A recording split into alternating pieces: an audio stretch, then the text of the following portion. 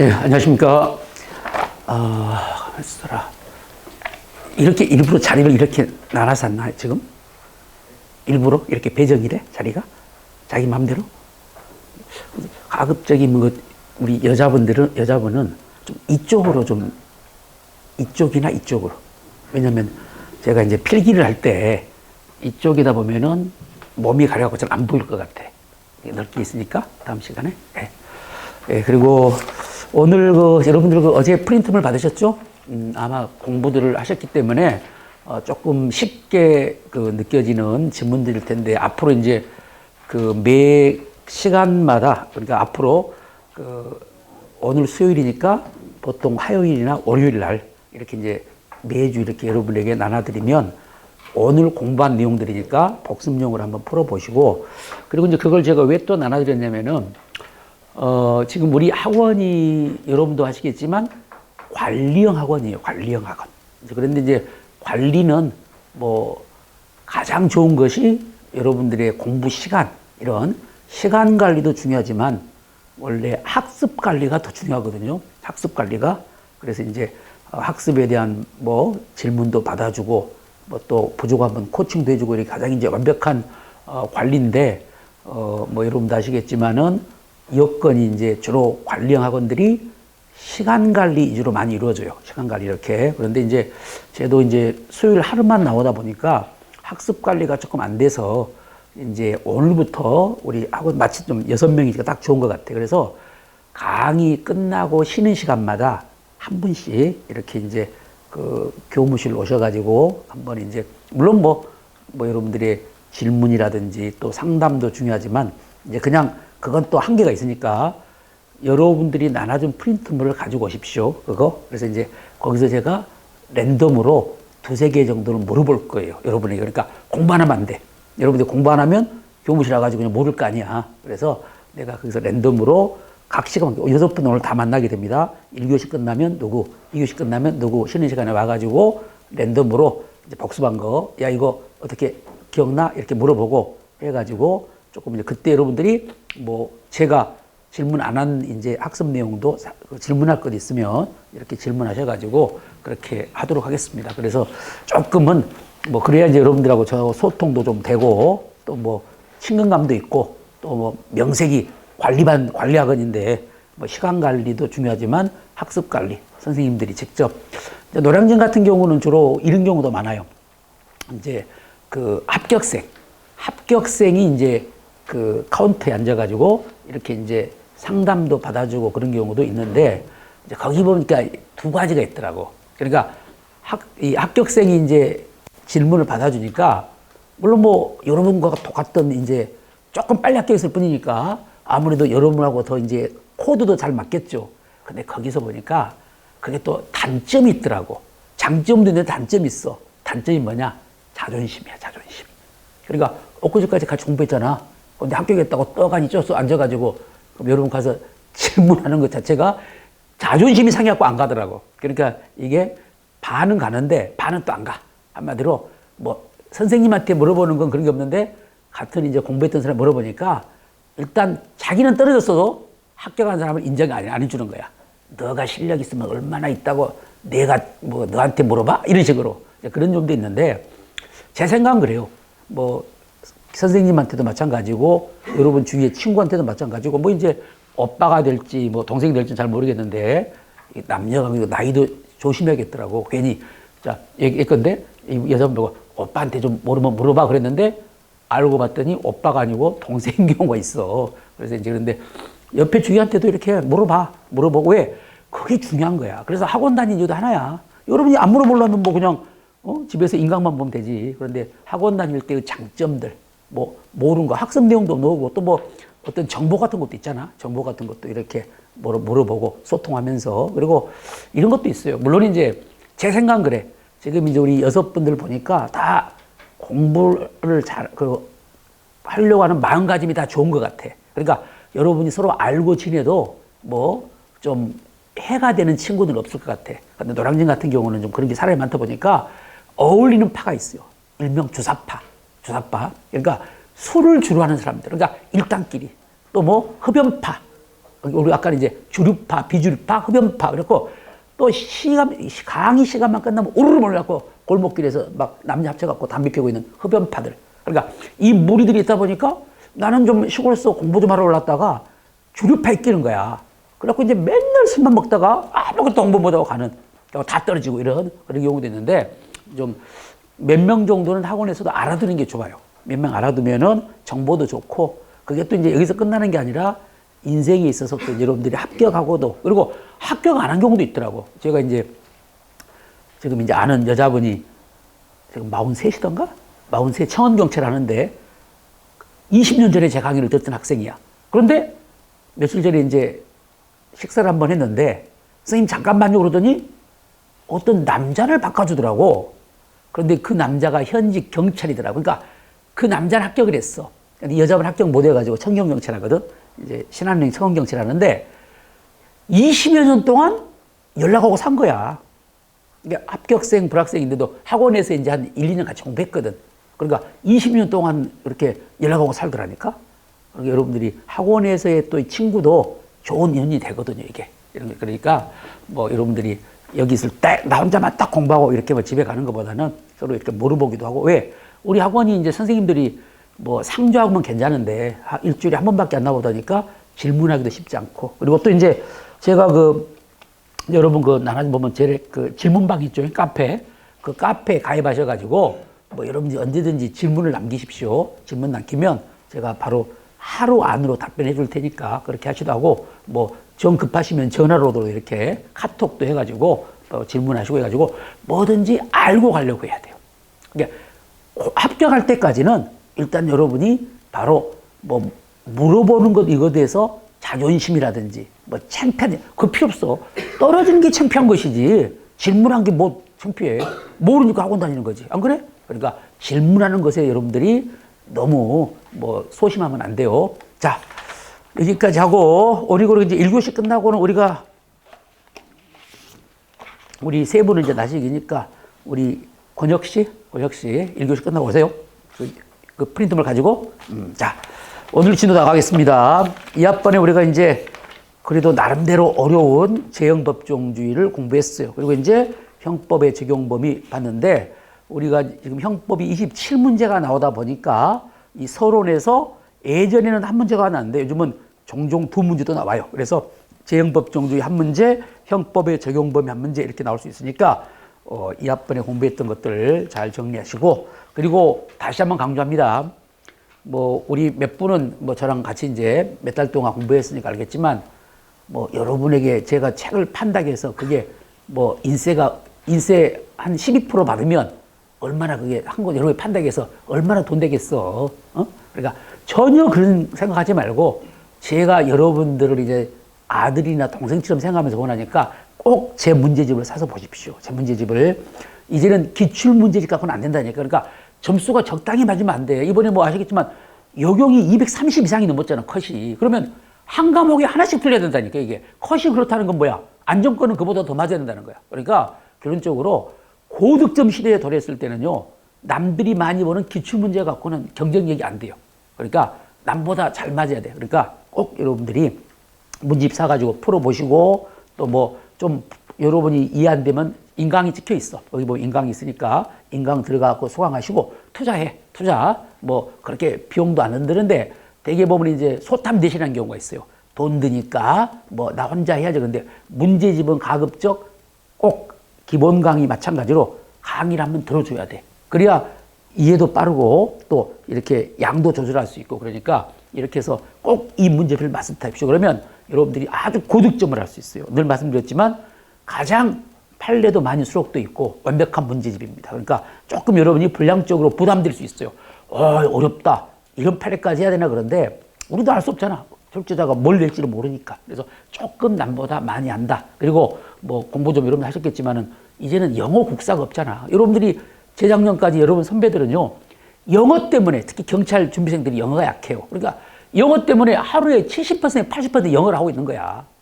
그러다 보니까 형사법 같은 건 공부할 시간이 그만큼 상대적으로 적었는데 이제는 여러분이 솔직히 학원도 강의도 3번밖에 없잖아. 뭐 헌법은 또 반만 하니까. 그럼 나머지는 복습 시간이야. 영어도 없어. 국사도 없어. 그죠? 그러니까 당연히 고득점이 될 수밖에 없어요. 이제 커트라인이 높을 수밖에 없다니까. 여러분 경쟁자들도 다 그것만 공부하고 있는데. 그죠? 그러니까 고득점 해야 되려면 뭐 문제집이 좋아야 돼. 왜? 뭐 여러분이 알겠지만 아무리 여러분이 공부를 열심히 해도요. 우리는 한계가 있어. 여러분들이 열심히 한다는 건 뭐야? 가지고 있는 기본서, 가지고 있는 문제집, 그리고 강의를 완벽하게 퍼펙트 문제집 있는 거 다 알아.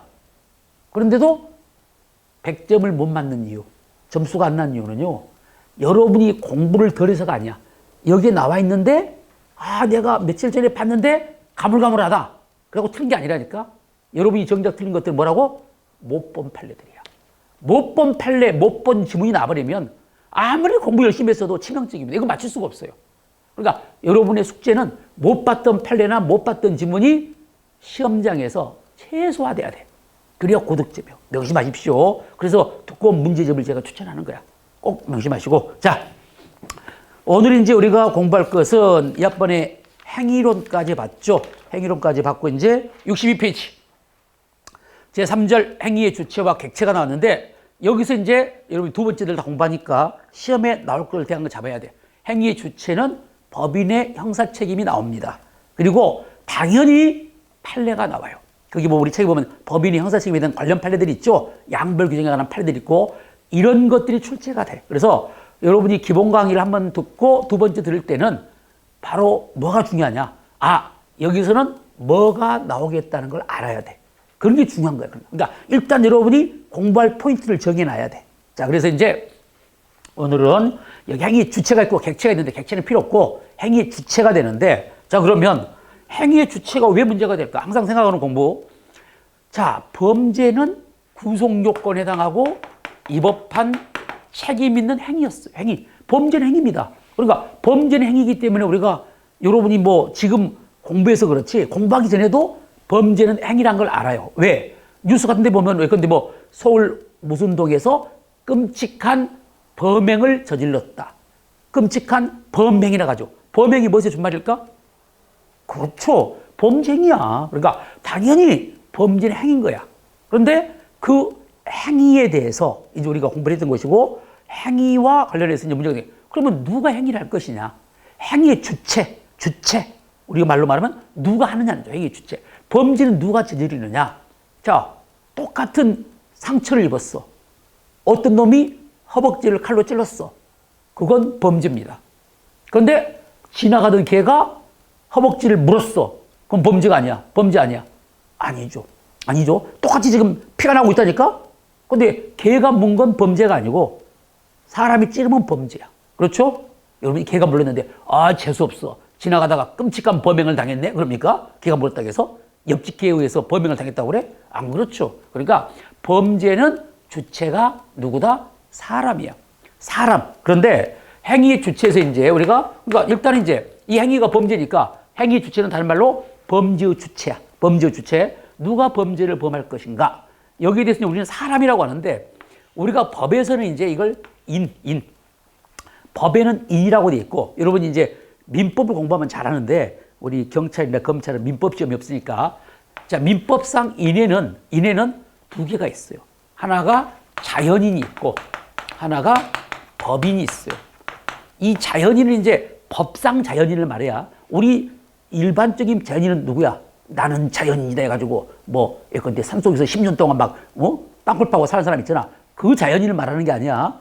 우리가 자연인이야. 일반인 이런 자 자연인. 그리고 법인은 법에 의해서 인격이 부여된 단체라고 해서 법인이라고 그래요. 우리 여러분들이 그 고등학교 때 사립학교 나오신 분들은 재단법인 그런 말 들어봤죠? 재단법인, 사단법인 이렇게 나왔는데 법인이란 말은 이렇게 법에 의해서 인격이 부여된 단체 그 단체가 사람의 단체면 사단법인, 재산의 단체면 재단법인 그래. 그런데 이제 우리가 지금 문제가 되는 것은 이거예요. 법인의 범죄 능력입니다. 법인도 과연 범죄의 주체가 될 수 있겠는가? 법인도 과연 범죄를 범할 수가 있겠는가? 이게 문제가 돼. 왜냐하면 바로 사법상으로는요. 여러분도 아시겠지만 사법상으로는 자연인뿐만 아니라 법인도 바로 권리 의무의 주체가 됩니다. 법인이 법인 이름으로 계약도 체결하고 그렇죠? 계약도 체결하고 물건도 구입하고 돈도 빌리고 그렇죠? 그러니까 법인은 사법상 자연인과 똑같이 권리 의무의 주체가 되다 보니까 그러면 형법상으로도 법인은 자연인과 마찬가지로 범죄의 주체가 될 수 있을까? 이게 문제가 돼. 그런데 여기는 이제 학설의 대립이 있어요. 학설의 대립이. 그래서 이제 크게 보면 두 가지. 부정설과 여기는 부정설과 긍정설이 있어요. 그런데 이제 일부 절충설적 입장으로 부분적 긍정설도 있어. 요즘은 안 나오는데 옛날에 우리 일반 채용 시험에 2009년에 교수가 한번 출제한 적이 있었어요. 그러다가 이제 그때 교수가 포인트를 못 맞춰가지고 너무 어렵게 낸 거야. 그래갖고 이제 다시 경찰청에서 안 되겠다. 딱 한 번 해보고, 안 되겠다. 다시 현직으로 바꿔. 그래갖고 현직이 다시 출제하다가 2019년에 10년 있다가 다시 이제 지금부터는 다시 교수가 출제를 해. 그런데 그 당시 이 부분적 긍정설까지 출제를 한 적이 있었어요. 그런데 제가 보기엔 여기까지 필요 없고 부정설과 긍정설이 있다는 거. 학설상은 대립은 그래요. 근데 우리에게 중요한 것은 바로 판례 입장이죠. 우리 통설 및 판례 입장은 부정설의 입장인데 여기서 조금 하나 알아둘 것이 뭐냐면은 우리가 이제 법을 공부하는데 우리가 직접적으로 이제 법이 우리에게 가장 큰 영향을 주는 법은 일본이죠, 당연히. 왜냐하면 일본의 식민지였으니까. 그러니까 일본법의 영향을 받은 거야, 우리나라는. 그런데 일본법은 또 그러면 어느 법을 바로 개수했을까? 바로 독일법이요. 왜 일본이 독일법을 개수했을까? 영미법도 있고 프랑스도 있는데 왜 그랬을까요? 영국도 있고 프랑스도 있잖아. 근데 왜 하필 독일법을 일본이 개수했을까? 일본이 받아들였을까? 그래서 우리도 절제 독일법을 개수해가지고 우리가 이런 걸 덕법주의라고, 그러니까 우리가 독일법을 개수했어. 그러니까 우리가 법대 교수들 유학 가면 주로 어디로 간다? 독일로 가. 왜 독일법을 개수했을까? 세계사적으로 생각해, 세계사적으로. 왜 그랬을까? 독일이 법이 발달해서? 그럼 뭐 영국은 발달 안 했어? 왜 그랬을까? 일본이 왜 독일법을 개수했을까? 참고로 2차 대전을 생각해봐. 2차 대전 때니까. 그렇죠. 2차 대전의 그 편들이 독일, 이탈리아, 일본이잖아. 그 사람들이 1차 대전을 일으킨 거 아니야, 그 나라가. 그죠? 그리고 영국, 프랑스하고 이제 미국은 이렇게 연합군이고. 그러니까 한마디로 이제 일본하고 독일의 이제 교류가 이렇게 강했죠. 그러니까 법도 독일법을 개수한 거야. 그러다 보니까 일본의 식민지였던 우리가 자동방으로 독일법을 개수한 거야. 그래서 이제 우리 법은 독일법을 개수했어. 그런데 이제 유럽으로 나누면 이제 크게 영미법계가 있고 대륙법계가 있어. 그러니까 독일과 프랑스를 대륙법계라고 하고 영국과 미국을 영미법계 국가라고 하는데 이걸 좀 비교법적으로 알 필요가 있어요. 이게 판례는 아닌데 기출로 예전에 이제 교수 출제에서 나올 수 있거든요. 자, 여기 왜 뭐 말하냐면은 딱 하나만. 왜 그러면 우리 통설 판례는 법인의 범죄 능력을 부정할까? 범죄 능력. 다시 말하면 법력이 뭐냐면 범죄를 범할 수 있는 능력. 법인은 범죄 능력이 없다는 거야. 법인은 범죄를 범할 수가 없다는 거야. 왜 그래요? 그랬더니 대륙법계 국가는 마인드가 그래요. 범죄라는 것은 의사와 육체가 있는 윤리적 인격자의 작품이라고 봐. 범죄란. 의사와 육체가 있는 윤리적 인격자의 작품이다 보니까 법인은, 우리가 쉽게 말하면 법인, 회사입니다, 회사. 회사 생각하면 돼. 회사가 대표적인 법인이니까 회사는 의사와 육체가 있습니까? 없죠. 그러니까 바로 법인은 범죄의 주체가 될 수가 없다고 봐. 이게 가장 강한 이유야. 뭐 그 위에 다른 이유도 있지만 가장 메인은 그거야.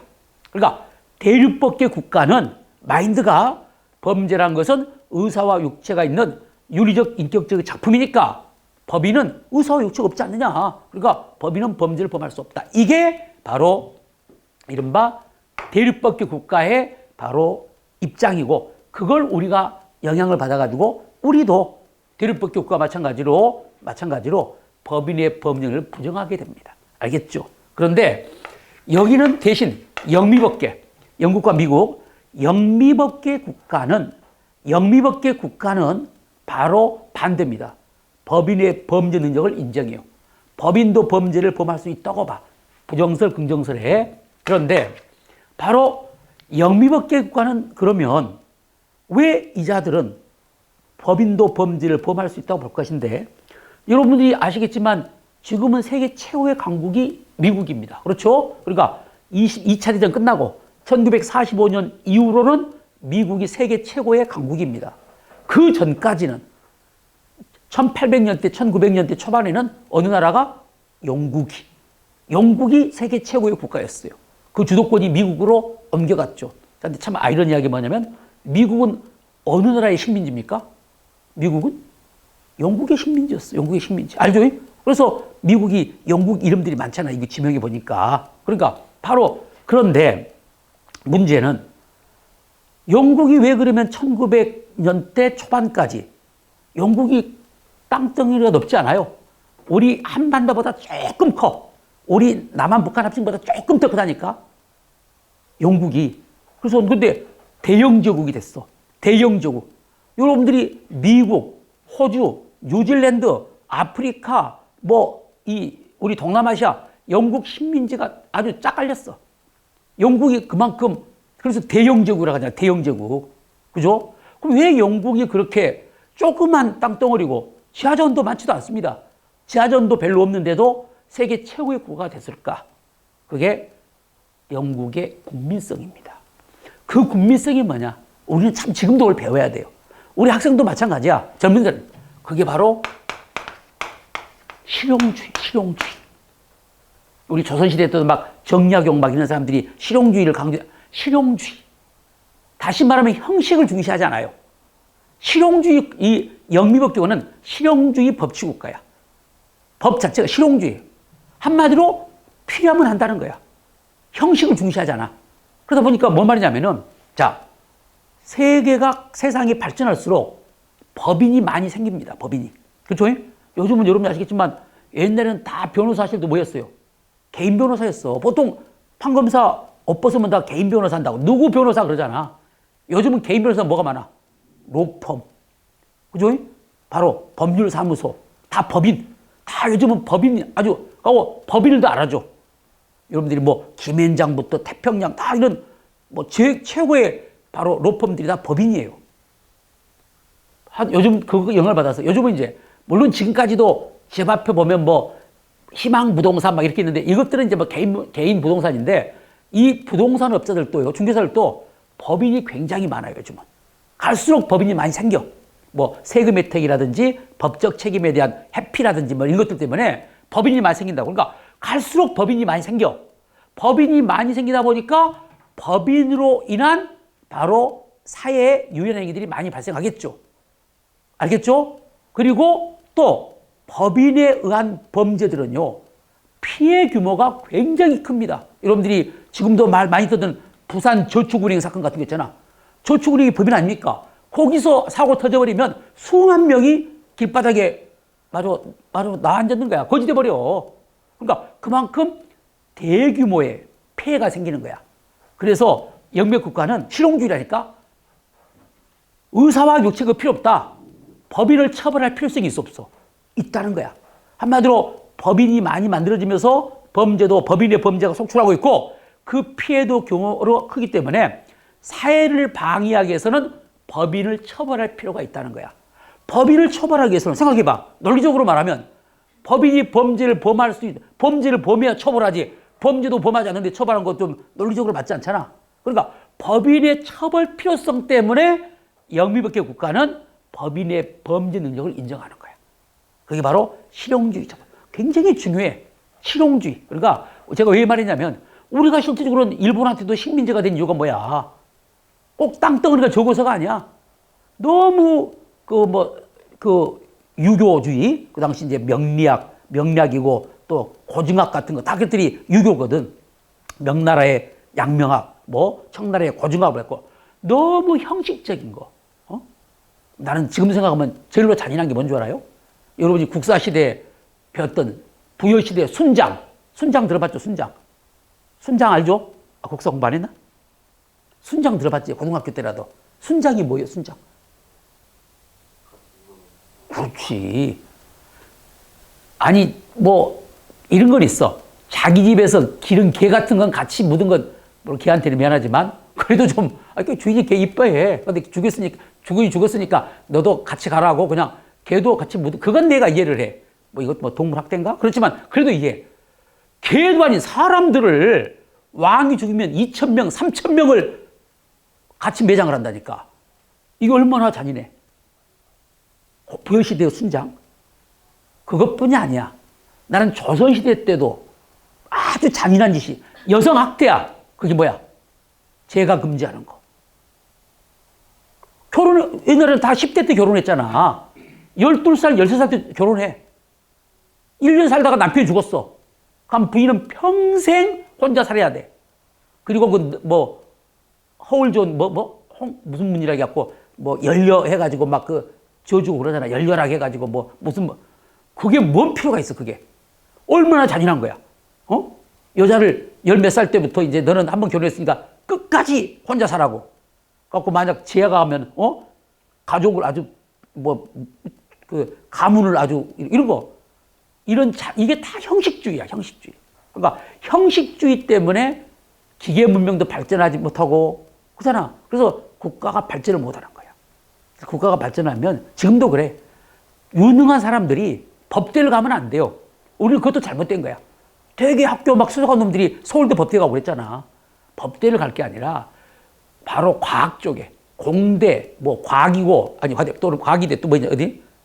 옛날에 포철공대, 그리고 지금은 막 의대, 이런 쪽으로 가야 돼. 그런 쪽으로 가가지고, 막말로, 나 같은 경우 가장 키 크는 약을 만든다든지, 그잖아요? 키 성장, 촉진제 만들어가지고, 이 약만 10일간만 먹으면 10cm가 커진다. 그런 약 만든다든지, 발모제를 만든다든지, 암치료, 이 약만 먹으면, 치료도 아니야. 이 약을 일주일에 한 번씩 우리 비타민처럼 먹으면 암이 안 걸린다는 그런 약을 만든다든지. 머리 좋은 놈들이 거리 가야 된다고. 근데 쓸데없이 법대 가가지고, 사법시험 합격해가지고 나와서 이제 한번 국회의원 해갖고, 지금 국회의원 봐봐. 법대 출신들 얼마나 많아. 그냥 법망 피해가고, 안 그래, 솔직히? 대통령부터 다 그러잖아. 누구부터, 문재인도 그렇고, 이재명도 그렇고, 윤석열, 다 법대. 우리나라 법대 국가야? 우리나라가? 그러니까 다 생각들이 좁고, 그걸 이용해서 범죄를 범하고, 수사받고, 법망을 탈피해가고. 그러니까 그런 것들이 다 형식이야. 그러니까 제가 갑자기 말했는데, 영미법계 국가는 이렇게 세계 최강이 됐던 것이 실용주의적인 국가들이야. 실용주의를 강조해. 그래서 법도 실용주의 법치 국가야. 그래서 의사육체 그런 거 필요 없다. 법인 처벌할 필요 있다.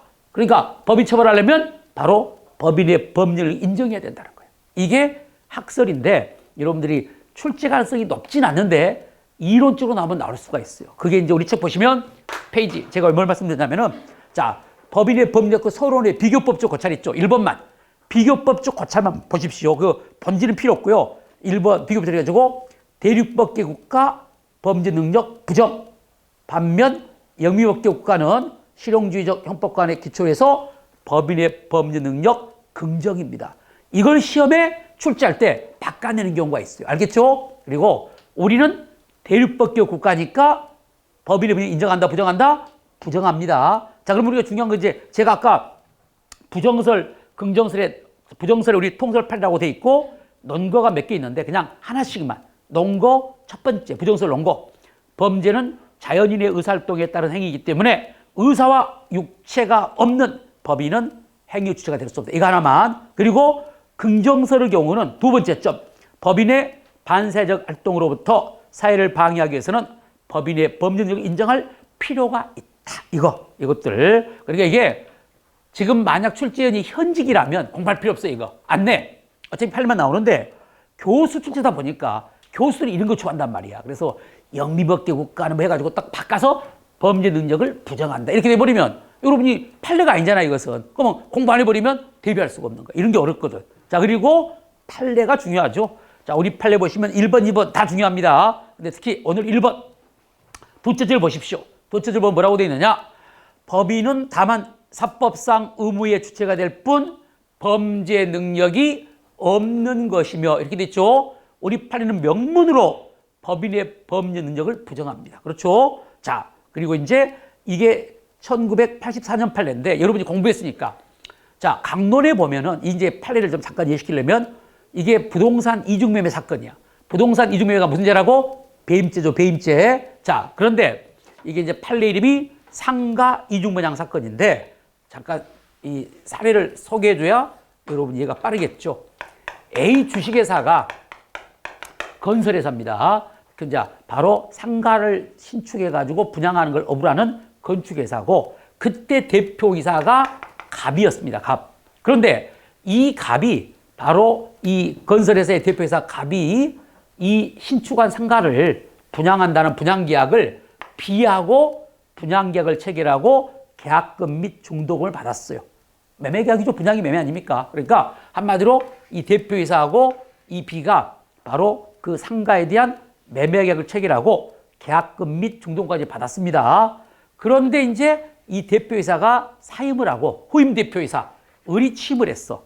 의리 대표이사 의리 침해가지고 그걸 알면서 다시 제3자 C에게 이 상가를 다시 동일한 상가를 이중으로 매매를 해가지고 C 앞으로 소유권 보존 등기를 종료해 준 거야. 알겠죠? 자, 그때 바로 이제 이게 배임죄가 됩니다. 그런데 문제는 이 을, 대표이사, 후임 대표이사 을은 당연히 배임죄가 되겠죠. 정확히 말하면 업무상 배임죄가 되겠죠.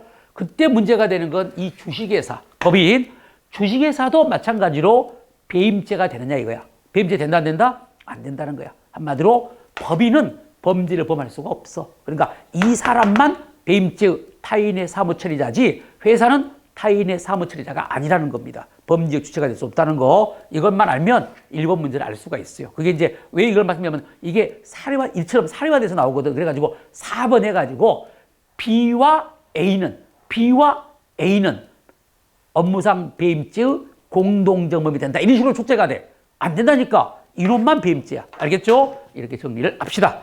자, 그리고 이제 3번 법인의 처벌. 이걸 알 필요 있어요. 여기서 여러분이 공부했으니까 양벌 규정이 뭔지 알겠죠?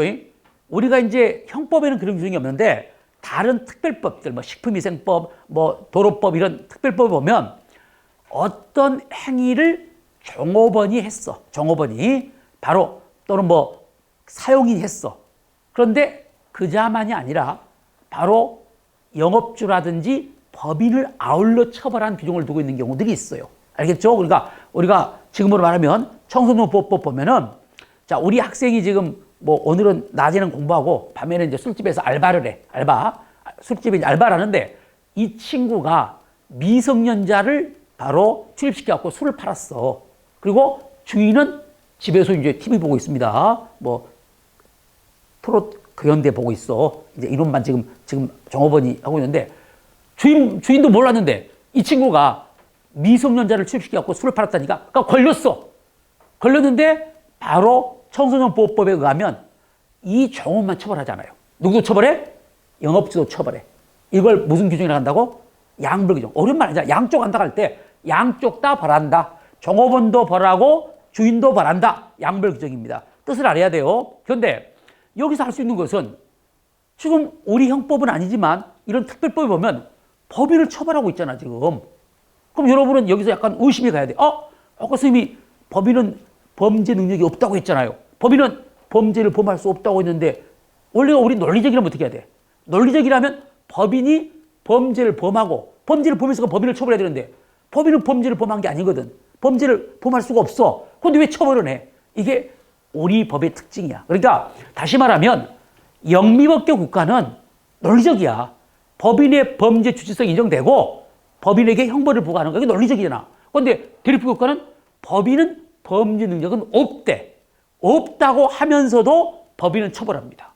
알겠죠? 그 점을 알아야 돼. 그러니까 시험 문제가 법인은 범죄 능력을 인정할 수 없으므로 아울러 형벌도 부과할 수 없다. OX? X입니다. 바로 법인을 처벌해. 그런 법들이 많아요. 자, 그런데 이제 우리가 양벌 규정에서 이제 여러분이 그 법인의 형벌 능력에서 다른 건 필요 없고 형벌 능력의 그 2번만 동그라미 해가지고 바로 둘째 줄 끝에 법인의 경우 범죄 능력은 없지만 형벌 능력은 인정하는 것이 판례이다. 이렇게 돼 있고 이제 우리에게 중요한 것은 바로 교재 65페이지 보시면 양벌 규정에 관한 중요 판례 정리 있죠. 판례가 16개가 나왔는데 이겁니다.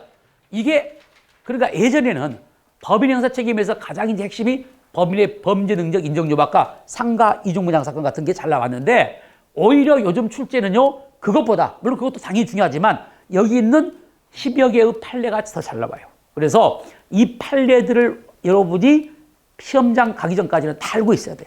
다 기출 문제들이에요. 이것들이 기출 지문들. 그래서 이제 시간 관계상 여러분에게 좀 본다면은 2번 보십시오. 2번. 이게 이제 재형법정지와 관련돼서도 중요해요. 법인격 없는 사단을 포함시키는 양벌 규정입니다. 자, 여기서 또 하나. 근데 여러분들이 그러더라고. 제가 20여 년 넘게 강의하면 느끼지만은 질문을 참 안 해. 안 한단 말은 여러분이 민법을 공부했다면 내가 아무 말 안 하겠는데 민법을 공부 안 했어. 그러면 2번을 보게 되면 필연적으로 궁금한 것이 법인격 없는 사단이 뭔가가 궁금해야 돼. 근데 선생님 법인은 알겠는데 아까 법인은 뭔지 알겠는데 법인격 없는 사단은 뭡니까? 이렇게 질문한 분이 한 명도 없어. 그냥 모르면서도 그냥 애워. 시험 문제 나면 맞춰 또. 몰라도 맞출 수 있으니까 이거 아니까. 그런데 그러면 안 된다니까. 공부할 때는 이런 걸 알아야 돼. 그래야 이해가 빠르단 말이야. 자, 항상 문제점을 갖고 있어야 돼. 모든 판례는 문제점이 있는 거야. 학설도 그렇고. 지금 왜 갑자기 이게 나왔을까? 아까 말했잖아. 우리 특별형법 보면은 경호뿐만 아니라 아울러 법인도 처벌한. 그러니까 법인에게도 500만 원 이하의 벌금에 처한다고 돼 있단 말이야. 벌금형을 선고하도록. 그런데 법인은 아니야. 근데 법인과 성질이 유사한 게 있어. 그게 바로 법인격 없는 사단이야. 아까 사단법인은 법인입니다. 그죠? 바로 법에 의해서 인격이 부여된 사람의 단체가 사단법이라니까. 그런데 문제는 사단은 사단인데 법인이 아닌 사단이 있어. 그 법인이 아니라고 해서 법인격 없는 사단 또는 다른 말로 한자로 이게 아닐 비자니까 비법인 사단이라고 그래. 법인격 없는 사단 또는 비법인 사단. 사람의 단체인데 법인이 아니야. 그러면 법인이 아니라 어떻게 하느냐? 이건 형식적입니다. 실질은 사람의 단체인데 법인이 될 수도 있고 안 될 수도 있어요. 법인이 되려면 바로 법인격을 부여받으려면 법인 설립 등기를 해야 돼. 법인도 등기합니다. 설립 등기가 돼 있으면 뭐고? 법인이고 설립 등기가 안 돼 있으면 법인이 아니야. 그럼 여러분은 지금 좀 빠르겠다. 한 40대 되면 이제 동창회들이 굉장히 많이 만들어져. 뭐 무슨 고등학교 몇 회 모여라. 무슨 초등학교 몇 회 모여라 해가지고 동창회는 설립 등기 할까? 안 해. 사람의 단체 아니야. 사람의 단체죠. 동창회, 향후회. 그리고 또 문중이란 말 들어봤죠? 문중, 종중, 뭐 경주김씨, 무슨 파 이런 게 있습니다. 이런 경우들은 다 법인이 아니야. 왜? 사람의 단체지만 설립 등기를 안 했기 때문에. 그래서 이게 바로 이른바 법인격 없는 사단이야. 여러분이 머릿속에 향후회, 동창회, 종중 이런 경우가 바로 법인격 없는 사단입니다. 그럼 문제가 뭐냐? 이 말이야. 야, 법인이나 법인격 사단이나 어차피 사람의 단체니까 그러면 법인격 없는 사단도 처벌해야 되는 거 아니냐는 것이지. 그런데 중요한 것은 재형법정주의야. 법에 뭔만 처벌하도록? 법인만 처벌하도록. 법조문에 법인에게도 이렇게 돼 있잖아. 그런데 아무리 처벌의 필요성이 있다 해서 법조문은 법인이라고 돼 있는데 처벌의 필요성만 가지고 야, 너 똑같잖아. 어차피 동창회도 사람이 집단이니까 너들 처벌해. 안 된다니까. 왜? 그게 재형법정주의야. 처벌의 규정이 없어. 그러니까 건방지게 법원에서 법인격 없는 사단을 법조문의 법인 처벌 규정에 법인에다 포함시키는 것은 무슨 해석? 유추해석으로 허용되지 않는다는 거야. 자, 그래서 교재 2번. 법인격 없는 사단을 포함시키는 양벌 규정이 없는 한 재형법정주의 원칙상 법인격 없는 사단에 대해서는 법인을 명시한 양벌 규정에서 처벌할 수 없습니다. 이거 시험에 잘 나옵니다. 어렵진 않아. 한번 들으면 알겠죠? 근데 시험에는 A급 판례야. 이게 종종 출제가 되니까 이런 기본적인 것들 잘 정리해 주고 그리고 이제 쭉 넘어가가지고 자, 여러분들에게 이제 뭐 봐야 될 판례는 많은데 시간 관계상 자, 또 하나 볼 것이 9번 판례입니다. 9번 판례. 9번 판례도 시험에 잘 나와요. 자, 우리 상법에 보면 회사법에 합병이라는 게 있어. 합병이라는 게 있는데 회사 합병이 있단 말 들어봤죠? 뭐 B회사가 A회사를 합병한다고 그러잖아. 합병이 우리 자연인에 의하면 뭐라고 하냐면 상속하고 똑같아. 상속과 합병은 다 공통점이 포괄승계야. 포괄승계. 그러니까 여러분이 아버님이 돌아가시면 아버님의 권리 의무를 상속인인 여러분들이 포괄해 승계하는 거야. 알겠죠? 이게 포괄승계라는 거야. 그런데 둘 다 포괄승계인데 아무리 합병이 포괄승계지만 성질상 이전이 허용되지 않는 경우가 있어. 알겠죠? 우리말로 재밌게 말한다면 아빠가 돌아가셨어. 그럼 아들이 아빠의 재산, 뭐 집이라든지 땅이라든지 뭐 은행에 있는 예금 같은 거, 심지어 채무도 아버지 빚지고 있어. 그럼 빚도 승계받습니다. 이게 포괄승계야. 이것들은 재산이니까 승계할 수 있어. 그런데 아버님이 알고 봤더니 돌아가시기 전에 엄마 몰래 첩을 두고 살고 있더라고. 그럼 첩도 승계해야 돼? 여러분 아들이? 그 첩이랑 살아야 돼? 그건 아니잖아. 왜?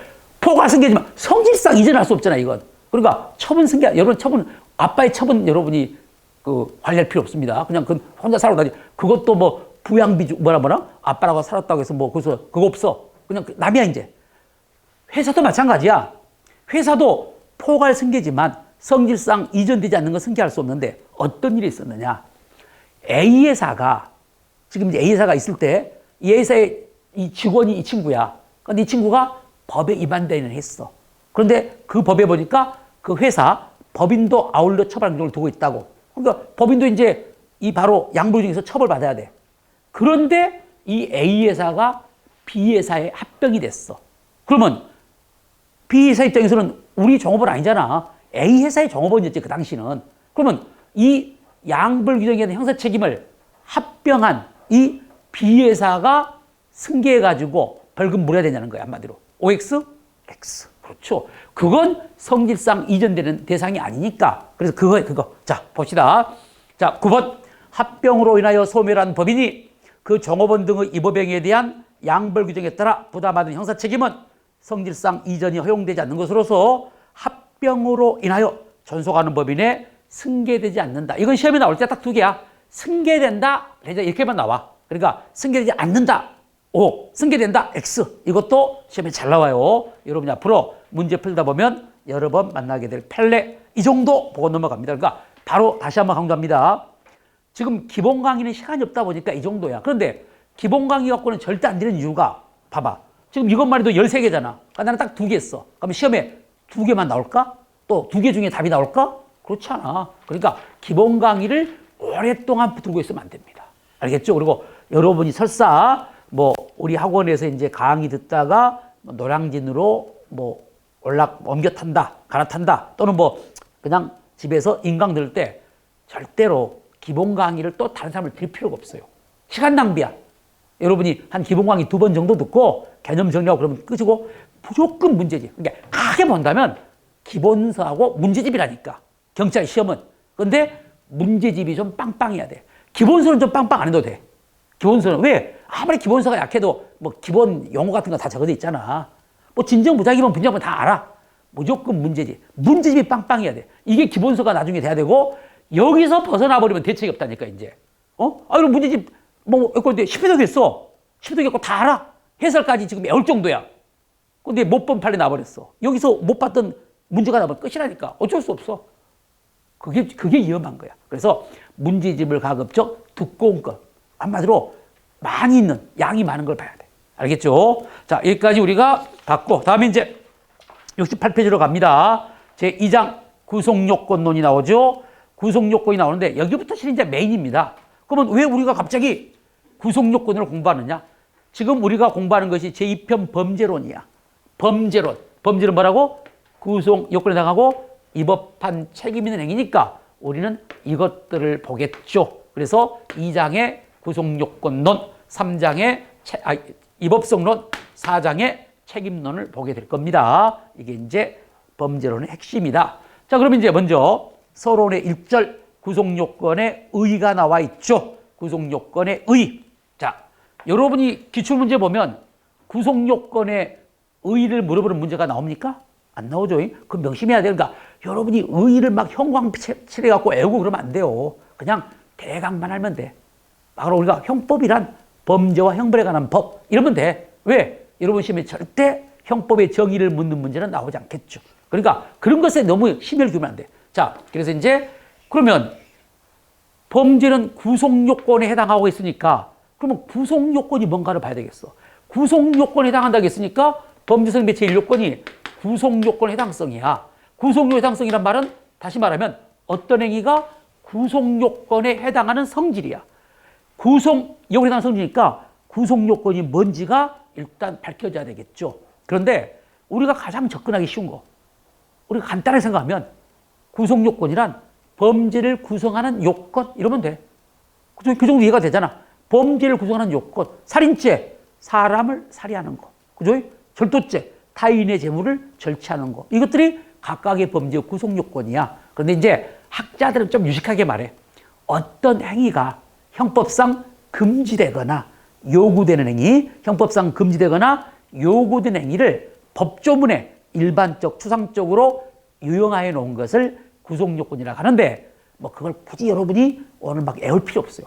시험에 안 나와. 알겠죠? 그래서 구속 요건은 우리가 쉽게 말하면 범죄를 구성하는 요건이다. 그 정도 보시면 되겠고, 조금 살을 붙이면 바로 이제 어떤 행위가 그 구속 요건에 해당하는 성질을 우리가 말한다고? 구속 요건 해당성, 범죄 성립의 제1요건이죠. 그러니까 살인죄로 말하면 바로 250조 1항을 보니까 사람을 살해한 자라고 돼 있더라고. 사람을 살해한 자, 이게 살인죄 구속 요건이야. 근데 그 행위가 이 구속 요건에 해당하는 성질을 이른바 살인죄의 구속 요건 해당성이라고 하고, 구별 개념.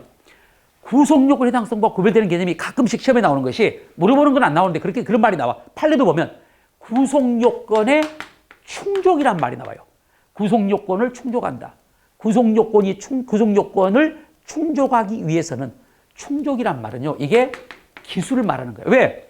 법에 규정되어 있는 각각의 구속 요건, 행위 주체, 행위 객체, 행위 수단 이런 것들, 그것들을 다 충족해야만 뭐가 돼? 기수가 되는 거야. 그래서 구속 요건이 충족된다 이 말은 기수가 된다 이 말이야. 우리 책 보시면 제일 밑에 구별 개념에서 양가로 2번 구속 요건의 충족 해가지고 끝에 보시면 구속력이 충족돼야만 기수가 되고 충족되지 못하면 미수에 불과하다. 이렇게 정리를 하시면 되겠습니다. 이렇게 보시면 되겠고, 그리고 이제 이론적으로 의미가 있는 것이 타이틀 2 구속요건과 위법성의 관계인데 이게 학설이야. 그런데 아이러니하게도 이걸 이제 오늘 공부는 안 하지만 여러분이 보면은요, 구속요건과 위법성 관계에 대해서 이제 우리 통설은 인식근거설이야. 그런데 시험에는 밑에 소극적 구속요건 표지론이 나와요. 이게 참고로 말하면 우리나라에는 아무도 이 견해를 주장한 사람이 없어요. 독일에서, 그것도 독일에서도 제 기억상은 소수, 두세 명 정도의 학자가 주장하는 극히 소수의 견해인데도 지금까지도 시험에 이 소극적 구속요건 표지론을 모르면 득점할 수 없는 문제가 나와. 그러니까 물론 다이렉트로 소극적 구속요건 표지론에 대한 학설 문제가 나올 수도 있고, 설사 간접적으로 나중에 우리가 학설을 보면 위전착이라는 게 나와. 위전착, 위법성 조각사유의 전제사유인데 이게 학설로서 A급이거든. 거기에 보면 위전착 사례를 써놓고, 위전착이 대표적인 오상방이죠. 오상방이 사례를 써놓고 이때 이제 가부 재책을 논할 때 1번 해가지고 소극적 구속요건 표지론에 의하면 상해죄가 성립한다. 이런 식의 문제가 나온단 말이야. 그러니까 이걸 알아야 돼요. 그런데 이 기본 강의는 안 합니다. 이건 시간이 없기 때문에 안 하는데, 오늘 기본 강의는 우리 통설의 입장인 인식근거설. 그러니까 구속요건과 위법성의 관계, 구속요건과 위법성은 어떤 관계에 있느냐 이거야. 우리 통설은 인식근거설이라고 그래. 인식근거설. 이 말은 뭔 말이냐면 구속요건에 해당하는 것은 위법성을 인식하는 근거가 된다는 거야. 그러니까 그거 왜 그러냐면, 왜 그럴까 그러면 그것은 구속요건에 해당하면 위법하다고 추정이 되기 때문에. 참, 여러분이 법적 용어, 추정과 간주는 같은 말이야, 틀린 말이야? 틀린 말입니다. 그러니까 구속요건에 해당하면 위법하다고 간주하는 게 아니야. 간주하다는 말은 우리말로 말하면 본다거든. 멋멋으로 본다. 그러니까 구속요건에 해당하면 위법하다고 본다. 간주한다, 의지한다. 틀립니다. 몇 뿐이다? 추정될 뿐이다. 그러니까 사람을 죽였다면 위법하다고 추정될 뿐이야. 그런데 간주하고 추정은 차이점이 뭐냐면 추정은 반증을 들어서 깨뜨릴 수가 있는 거야. 그러니까 사람을 살해하면 그 행위를 위법하다고 추정을 해. 이 말은 위법하지 않는 경우도 있다는 거야. 어떤 경우가 있을까요? 그렇죠. 위법성 조각사유. 정당방위. 정당방위로 사람을 살해했다. 그건 사람을 살해했지만 구속을 하지만 위법하지 않게 되잖아. 그런 예외적인 경우도 있다는 거야. 이게 바로 그래서 추정한다는 거예요. 우리가 머릿속에 할 거 구속 요건을 하면 위법하다고 추정된다. 이게 인식근거설이야. 구속 요건은 위법성의 인식근거다. 그 정도만 넘어갑니다. 자, 교재 71페이지 보시면 구속 요건 요소의 유형이 나와 있는데 원래 이제 우리 책에는 두 개가 있네요. 기술적 구속 요건 요소와 규범적 구속 요건 요소가 있고 2번에 객관적 구속 요건 요소와 주관적 구속 요소가 있는데 옛날에는 뭐 2010년 전에는 일본도 가끔 출제가 됐어요. 그래서 이제 요즘 여러분이 보면 여러 문제집에는 기출문제집은 없어요. 기출문제 왜 없냐? 시중에 있는 기출문제집은 2000년대 초반 같은 건 문제가 안 됐거든. 왜? 그거 다 실었다가는 뭐 책이 막 수페이지, 뭐 1000페이지 넘게? 그러니까 근데 옛날 2000년대 초반에는 이런 문제가 났다고. 다음 중 규범적 구속 요건 요소가 아닌 것은 다음 중 뭐 이른바 법률적 평가를 요하는 규범적 구속 아닌 것 이런 것들이 나왔다고 단답적으로. 그래서 그 당시에는 그게 꽤 중요했어. 그런데 그게 언제부턴가는 안 나와. 그래서 이제 최근에 안 나와. 안 나오니까 기출문제집도 비교적 최근 기출문제를 수로 가니까 없어. 그런데 이제 시험에 나오건 안 나오건 좀 여러분이 알아두면 나중에 이제 판례를 공부할 때 여러분이 재형법정주의 이 학번에 봤던 음화 반포죄에 있어서의 음란이란 표현. 음란이란 표현은 판례 보면 그렇게 돼 있어. 규범적 구속요건 요소이므로 해놓고 명확손칙에 위반된다, 위반되지 않는다, 위반되지 않는다고 돼 있어. 그 판례를 보면 규범적 구속요소가 이렇게 나와. 그러면 이 말은 뭔 말이냐? 간단히 말하면 자, 우리가 지금 살인죄를 보면 사람을 살해한 죄가 구속요건 아닙니까? 그런데 구속요건 요소를 나누면 기술적 구속요건 요소와 규범적 나누는데 기술적은 문자 그대로 여기서 기술은 테크닉이란 말이 아니야. 쓴다는 거, 소술한다 할 때 뭐 기술 아시오 그 말 있잖아. 쓸기자. 그래서 기술은 법조문에 기술된 것만으로도 법조문에 적어진 것만으로도 우리 일반인이 그 의미를 확정할 수 있는 구속요건 요소. 이걸 뭐라고 하냐면 기술적 구속요소. 대부분의 구속요소가 그래. 우리가 봐봐. 살인죄, 사람을 살해한 죄야. 여러분이 법조문을 봤어. 살인죄가 사람을 살인죄라고 써져 있어. 한마디로 기술돼 있어. 그러면 이 기술돼 있는 것만으로도 그 의미를 확정할 수 있어 없어? 있죠. 여러분이 그것만 봐도 살인죄가 뭔지 알아. 이런 것들이 기술적 구속요건 요소야. 사람, 살해 이런 것들이. 그렇지만 여러분이 아까 말한 것처럼 자, 공연 음란죄 봤더니 공연이 음란한 행위를 한 자라고 돼 있어. 물론 공연죄도 공연 음란이란 말이 기술돼 있어. 그런데 비록 기술돼 있지만 법적으로 기술돼 있지만 여러분이 우리 일반인이 그 의미를 확정할 수 있어 없어? 어렵죠. 음란? 음란이 뭐지? 아까 말한 것처럼 공연이 음란 행위를 한 자니까 팬티만 입고 내가 지금 역전을 뛰어다니면 이거 공연 음란죄인가? 음란 행위인가? 이런 것들이 우리가 확정할 수 없잖아. 강제추행죄도 뭐라고 있어? 폭행 또는 협박으로 사람을 추행한 자야. 그러면 추행한다는 말. 비록 법에 기술돼 있어. 적어져 있지만 그 기술된 것만 갖고는 그 의미를 확정할 수 있어 없어? 없죠. 그러니까 추행? 도대체 추행이 뭐지? 뭐 일반적으로 뭐 여자의 가슴이나 음부를 만지는 건 추행이라고 생각하는데 그러면 여자의 귓볼을 만지면 추행일까? 뺨을 이렇게 꼬집으면 추행일까? 이런 것들. 우리 나중에 보면 판례에도 여자의 귓볼을 쓰다듬는 것도 추행으로 봅니다. 알겠죠? 무슨 말인지? 근데 여러분이 보통 추행 그러면 중요 부위를 뭐 터치한다고 그러는데 귓볼은 중요 부위 아니야? 중요 부위인가? 그러니까 중요 부위가 아니어도 된다니까. 꼭 중요 부위를 만져야 추행이 아니라고. 귓볼을 쓰다듬는 거. 여자의 어깨 쭉지를 이렇게 안 만다고 주물르는 거. 다 추행이야.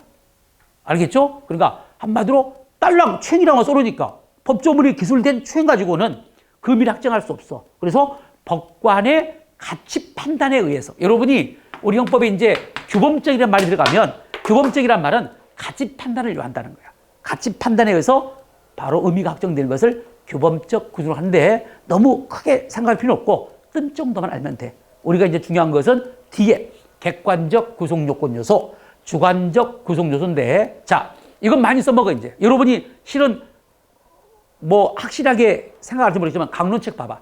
강론책 보면 모든 법조문, 살인죄 나오면 모든 범죄마다 타이틀이 객관적 구성 요건 해놓고 1번에 뭐 행위 객체, 행위 뭐 태양 이렇게 나온다고 설명이. 그리고 이제 다음에 큰 타이틀 2번에 갖고 주관적 구성 요건 고의 해가지고 이렇게 나온다고. 알겠죠? 그러니까 다시 말하면 바로 우리가 이제 객관적 구성 요건 요소와 주관적 구성 요소는 많이 우리가 써먹어. 그러니까 알아야 돼. 자, 그러면 항상 의심할 거. 우리가 일반적으로 객관적이란 말은요, 눈에 보이는 겁니다. 눈에 보이는 거. 외관으로 나타나는 거. 밖에 나타나는 것이 객관적이야. 반면 우리 마음속에 있는 거, 내심적인 거. 이것들은 뭐야? 주관적이야. 주관적. 알겠죠? 그러니까 쉽게 말하면 객관적 구성 요건 요소는 그 구성 요건 요소의 내용이 행위라든지 결과와 같이 외부적인 것들이야. 외부적인 것들을 내용을 하는 구성 요건 요소를 객관적 구성 요소고, 행위 주체, 행위 객체, 행위 태양, 행위 수단, 행위 결과, 인과관계 이런 것들이 다 객관적 구성 요건 요소입니다. 반면 주관적 구성 요건 요소는 바로 행위자의 내면에 있는 것들이죠. 정신세계에 잡고 있는 거, 주관적인 것들. 바로 가장 대표적인 것이 고의. 우리가 많이 써먹는 고의, 과실. 그리고 옆번에 봤던 목적범에서의 목적, 제3범죄의 불법 영득 의사. 다 우리 바깥에 있는 것들이 아니라 내면적인 것들. 그것들이 바로 뭐라고? 이른바 객관적, 주관적 구성 요소고, 옛날 여러분은 시험이 지금 굉장히 어려워졌는데, 옛날에 여러분 선배들, 지금 아마 경이도 아니고 경감 승진 정도 공부할 사람들, 뭐 2000년대 초반에 선배들 문제가 어떻게 나왔냐, 얼마나 쉬웠냐. 여러분은 정말 문제가 지금 어려워져. 갈수록 문제가 어려워지지만, 진짜 여러분이 이제 가끔 보면 승진 준비한 사람들 그런다니까? 깜짝 놀래. 아니, 경찰 시험이 왜 이렇게 어렵냐는 거야. 옛날에 자기들 공부할 때는 안 그러던데. 왜? 그때 이렇게 나왔다니까? 다음 중 주관적 구성 요건 요소가 아닌 것은 한 문제, 한 줄 문제 하고 지문도 한 줄이야. 1번 고의, 2번 과실, 3번 목적범에서의 목적, 4번 인과관계. 다 뭐야? 이렇게 나왔다니까. 그러니까 얼마나 쉬웠어. 시간도 빨리 풀고. 그런 사람들이 요즘처럼 문제 나온 거 봐봐. 깜짝 놀래. 하고 미리 포기해버립니다. 승진 포기하지. 그냥 시간으로 때워야지. 그냥 자동방으로 승진해야지. 왜? 머리도 굳었고, 뭐 그런 말을 해. 그만큼 요즘 시험이 그만큼 이제 난도가 높아져 있어요. 그런데 뭐 꼭 그렇게 안 나오더라도 알아야 돼. 상식이야.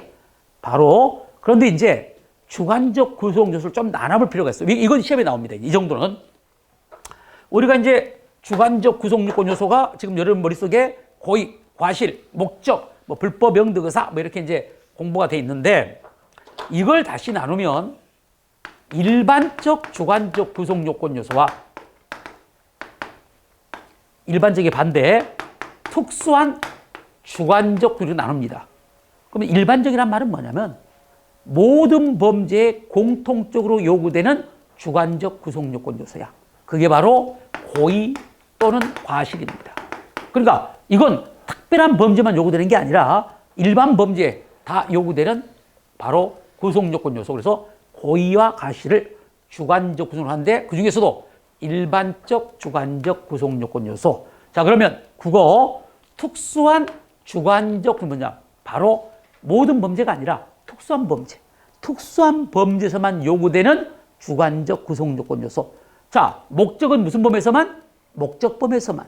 불법이 없는 사람 무슨 범에서만? 제3범죄에서만. 그러니까 목적범에서 목적, 뭐 제3범죄, 불법이 없는 의사, 뭐 여러분 몰라도 되겠지만 경향범에서 경향, 표면에서 편, 이런 것들은 다 특수한 범죄에 요구된다고 해서 특수한 주관적 구성 요건이라고 하는데, 자, 조심할 거. 형법에는요, 동의어들이 굉장히 많아요. 그러니까 동의어도 알아야 돼, 동의어도. 왜냐면 시험에 출제할 때 학자들이 다 똑같이, 학자들의 자존심이 많아가지고 똑같이 쓰는 게 아니라니까. 여러분들이 아시겠지만 우리가 이제 공부했던 사실의 착오. 법조문은 뭐라고 돼 있어? 타이틀이? 사실의 착오라고 그래. 근데 학자들은 사실의 착오란 말보다 무슨 말을 더 즐겨 사용해? 구속력 착오. 또 16조 타이틀 보면 법률의 착오라고 돼 있어. 그렇죠? 근데 학자들은 법률의 착오라 잘 안 써. 뭐라고 많이 써? 바로 위법성의 착오 또는 금지 착오란 말을 많이 써. 근데 이제 만약에 생각해봐. 여러분은 하나만 알고 있어 지금. 막 어떤 사례를 써놓고 법률의 착오에 해당해.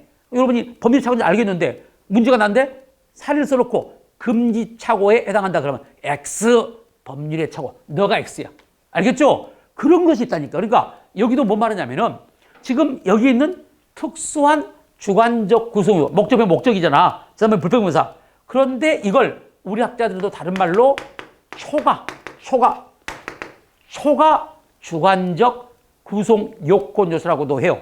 그러면 이걸 그냥 외우면 안 된다고. 아, 학자들이 그러나 보다 생각하면 안 돼. 왜 그렇게 이름을 명명히 했을까를 생각해야 돼. 그게 공부야. 그래야 머릿속에 오래 기억 남고 이해가 되는 거야. 이해가 되려면 그 내용을 알아야 되거든. 바로 그 이유가 뭐냐. 왜 초과란 말을 썼느냐. 바로 일반적 주관적 구성소가 고의 아닙니까? 이 고의를 초과하는 또 하나의 주관적 구속요건 요소. 그러니까 초과란 말은 앞에가 고의가 생략되어 있는 거야. 고의를 초과하는 또 하나의 주관적 구속요건. 이게 초과 주관적 구속요건 요소입니다. 알겠죠? 그리고 생각해봐. 자, 공부했으니까 우리 학생 절도죄는 몇 개의 주관적 구속요건 요소를 요합니까? 몇 개의 절도죄가 성립하려면 몇 개의 주관적 구속요건 요소를 요해? 2개. 하나는 고의. 다음에 그렇죠. 고의와 불법 영사가 2개가 있어야 돼. 살인죄는 몇 개를?